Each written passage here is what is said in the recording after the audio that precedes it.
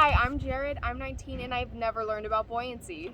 Really? Well, I'm the buoyancy expert, and I'm here to tell you all about buoyancy. Really? Yeah, have you ever been swimming? Yeah. Well, buoyancy forces were acting upon you. Wow, teach me about buoyancy, expert. The force of buoyancy is the upward force exerted by any fluid upon a body placed on it. Wow.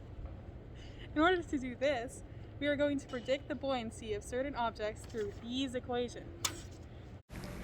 Before beginning our experiment, we will explore the concept of buoyancy by predicting the buoyancy of certain objects through the equation of force of buoyancy equals submerged volume of object multiplied by the density of fluid multiplied by the force of gravity.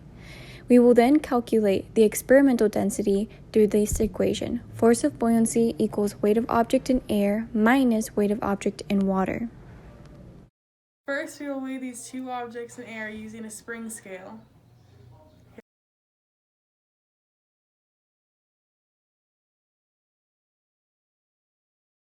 Then we will weigh them in water.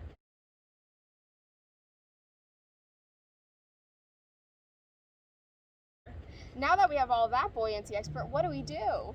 We will then calculate the experimental density through these equations. The equations we used to predict buoyancy was force of buoyancy equals submerged volume of object times density of fluid times free fall acceleration. Then, in order to calculate experimental density, the equations we used was force of buoyancy equals weight of object in air minus weight of object in water. And calculation for volume, we used water displacement. We took a measuring cup and filled it with water and measured the initial volume, then put the object in and measured the final volume and subtracted the final minus initial to get the water displacement and volume of the object. The keys had 20 milliliters, rocks had 95 milliliters. Our data results for keys was 0.6 newtons minus 0.4 newtons equals 0.2 newtons. The rock had 2.2 newtons minus 1.2 newtons equals 1.0 newtons.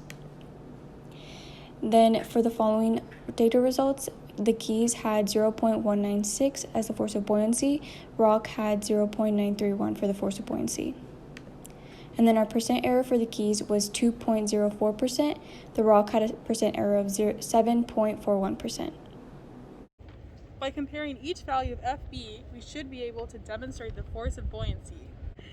And that's buoyancy, Jared. Now I have to run off to solve if two pretty best friends really do exist. But Bye, buoyancy expert. Now I have the power of buoyancy and physics on my side.